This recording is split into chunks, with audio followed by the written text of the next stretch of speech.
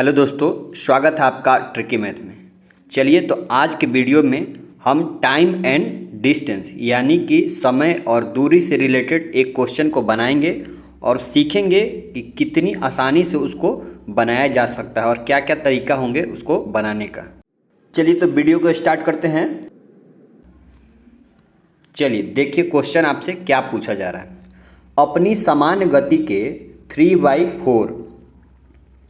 3/4 से चलने पर राम अपनी समान गति से दूरी को तय करने में लिए गए समय से, मतलब कि कह रहा है कि राम जो है अपनी जो समान उसकी गति थी उस गति के ना चलकर उसके 3/4 से चलने पर उसके द्वारा उस दूरी को तय करने में लिया गया जो भी समय था, मतलब समान जो चाल से चल रहा था उस चाल से चलने में उसको जो समय लगा तो उस निश्चित दूरी को तय करने में 2 घंटे का अधिक समय लगता है। कब? जब वो अपनी चाल में परिवर्तन कर देता है। तो वो परिवर्तन कितना है? जो भी पहले चाल था उसका 3/4 से परिवर्तन, मतलब मान लेते हैं कि अगर x होगा तो उसका जो दूसरा चाल होगा वो क्या होगा? 3/4x होगा। ठीक है, यहाँ तक कोई दिक्कत नहीं। तो आपसे आगे क्वेश्चन में पूछा जा रहा है कि जो समान गति से उसके दूरी को तय करने में लिया गया समय बताइए कितना होगा। मतलब जो अगर इनिशियल जो स्पीड उसका था उस स्पीड से अगर वो जो फिक्स दूरी था उसको तय करने में जो समय लगेगा वो कितना होगा।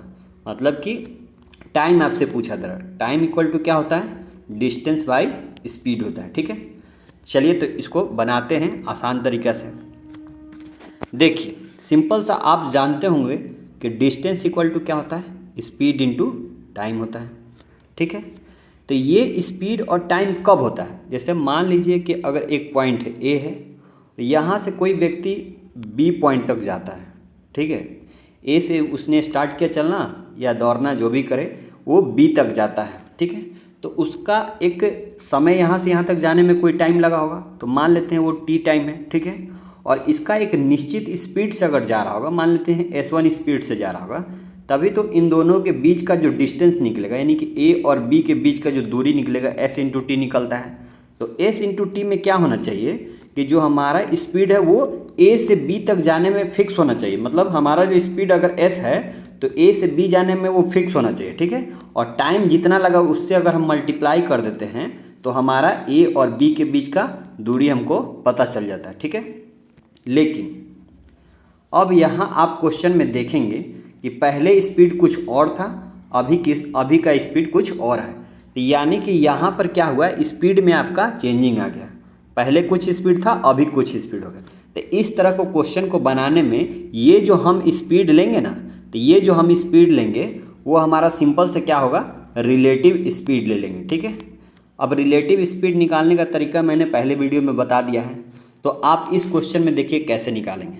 डिस्टेंस इक्वल टू क्या होगा? स्पीड इनटू टाइम होगा। ठीक है, मतलब कि अब इसका हम जो इस क्वेश्चन में हमारा जो स्पीड होगा वो चेंज हो रहा है। पहले कुछ था, अभी कुछ और था। तो इन दोनों का हम क्या करेंगे? सिंपल सा रिलेटिव स्पीड निकालते हैं। तो पहले मान लेते हैं कि 1 किलोमीटर पर आवर की स्पीड से चल रहा होगा। ठीक है, अब दूसरे में क्या हो गया? उसका 3/4 किलोमीटर पर आवर हो गया। यही दिया हुआ है ना क्वेश्चन में कि जो मान लेते हैं कि पहले 1 किलोमीटर पर आवर से चल रहा, अब इसका 3/4, तो इस 1 का 3/4 कितना होगा? 3/4 किलोमीटर। तो ये जो स्पीड अब रिलेटिव लेंगे, सिंपल सा आप क्या कर देना होगा? पहला और दूसरा का मल्टीप्लाई कर देंगे। ठीक है, यहाँ देखते हैं। आप सिंपल सा इसको क्या करेंगे? आप सिंपल से पहले का स्पीड और दूसरे की स्पीड से मल्टीप्लाई कर देंगे और इन दोनों को डिफरेंस से डिवाइड कर देंगे। मतलब कि जो हमारा रिलेटिव स्पीड हमारा निकलेगा S1 into S2 by S1 minus S2।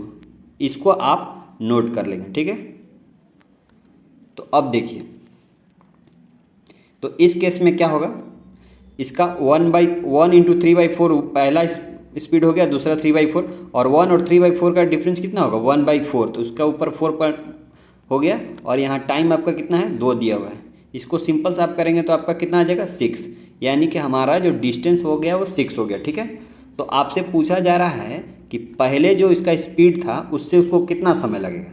तो डिस्टेंस हमने निकाल लिया 6 और पहले का जो स्पीड था वो कितना था? 1 था। तो 1 से इसको डिवाइड करेंगे तो सिंपल सा इसको कितना लगेगा? 6 आवर्स लगेगा पहले की स्पीड में उसको चलने में। आप यहाँ पर अगर चाहेंगे तो कोई भी वैल्यू रख सकते हैं। मान लेते हैं हमको 3/4 फ्रैक्शनल वैल्यू दिया हुआ है, ठीक है। तो हमने मान लिया कि पहले उसका स्पीड कितना था, 8 था, क्योंकि मान लीजिए फ्रैक्शन निकालने में आसानी होगा।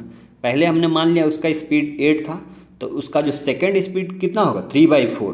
तो इसका 3/4 निकालेंगे कितना हो जाएगा, 8 का 3/4 निकालेंगे तो ये हमारा 6 हो जाएगा। यानी कि हम मान लेते हैं कि राम पहले 8 किलोमीटर पर आवर की स्पीड से जा रहा था, अभी 6 किलोमीटर के स्पीड से अब जा रहा है। तो वो इस केस में डिस्टेंस कितना ट्रेवल करेगा, s इंटू टी, और यहाँ जो s होगा वो क्या होगा, रिलेटिव स्पीड। तो रिलेटिव स्पीड हमने बताया, दोनों को आप सिंपल मल्टीप्लाई कर देंगे और इन दोनों को सब्ट्रैक्शन से इसको डिवाइड कर देंगे, और बाकी जो समय कितना था वो आपका 2 था।